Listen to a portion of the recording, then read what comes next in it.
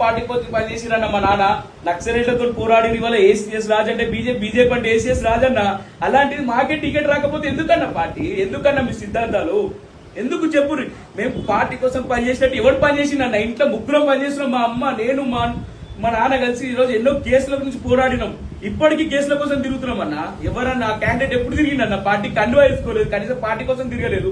అలాంటి వ్యక్తిని వల్ల తీసుకొచ్చి నువ్వు బీజేపీ అభ్యర్థి అని ఎట్లా చెప్తారు? చెప్పుర్రి, ఎట్లా చెప్పుకుంటారు? నేను బరాబర్ చెప్తున్నా, అడ్డుకుంటాము, అరవింద్ అడ్డుకుంటాము, శ్రావణ్ అడ్డుకుంటాము, బరాబర్ చర్యలు తీసుకుంటాం.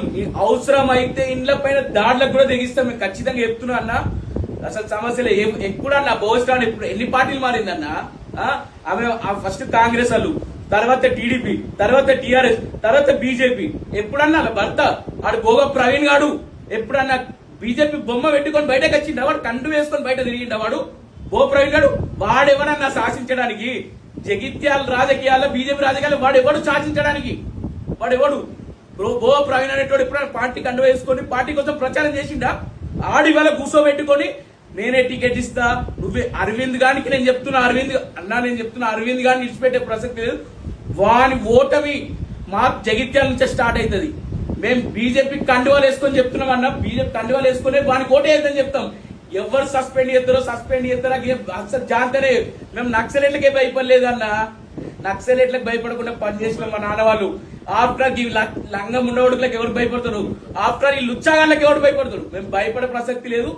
బరాబర్ భోగ ప్రవీణ్, భోగ శ్రావణ్కి తగిన బుద్ధి చెప్తాము. ఒక్కొక్క నురికిచ్చినంత జగిత్యాల. ఏమనుకుంటారు? బీజేపీ అసలు బీజేపీ ఎప్పుడు రాలేదు. ఇప్పుడు రంగంలోకి దిగుతాం. అసలు బీజేపీ గిట్ట రంగంలోకి దిగుతే నేను చెప్తున్నా కానీ అసలు ఇచ్చిపెట్టే ప్రసక్తి లేదు. మేము అరవింద్ చెప్తున్నా. అరవింద్ ఎవరన్నా? ఇప్పుడు అరవింద్ ఏం చేసిందన్నా? కాంగ్రెస్ కి సపోర్ట్ గా 50 సీట్లు రాసిరన్న. ఇవి ఒక్క 40 సీట్లలో ఒక్కడనే గెలిచే క్యాండిడేట్ ఉన్నాడు అన్న. ఒక్కడు కూడా గెలిచే క్యాండిడేట్ లేదు. గంప గుత్తగా కాంగ్రెస్ కి సపోర్ట్ చేయడానికి అరవింద్ ప్లాన్ చేసుకున్నాడు. ఏం లేదన్న అలా. ఇలా మాకు అవసరం లేదని మేము ఆ సమస్య లేదు. బరాబర్ కొట్లాడతాము. కొండ లక్ష్మణ్ కూడా అన్యాయం చేసిరు. ఆయన ఏదో పాపం జగిత్యాల వచ్చి నేనేదో పనిచేస్తా కార్యకర్తలకు అని చెప్పి ఆయన ఏదో నమ్మకంతో వస్తే ఆయనకు తెలియకుండా ఆయనే బీఫామ్లు ఆయన క్యాండిడేట్లను రెడీ చేసుకుంటే ఆ క్యాండిడేట్ లేకుండా బోస్ రాని పైసలకు టికెట్లు అమ్ముకున్నది. ఒక్కొక్కళ్ళ దగ్గర 5 లక్షలకు అమ్ముకున్నారన్న. నాగా సాక్ష్యాలు ఉన్నాయి. బరాబర్ నేను కొట్లాడతా. నేను చెప్తున్నా ఇన్నే కాదన్నా. 40 ఏళ్ళు పనిచేసిరన్న మా నాన్న. 40 ఏళ్ళు పనిచేసిరు. 40 ఏళ్ళు పార్టీ కోసం కొట్లాడి చావు బతుకులలో ఉండే ఏబీపీ నుంచి బీజేపీ జిల్లా రాష్ట్ర ఉపాధ్యక్షులుగా పనిచేసిరన్న.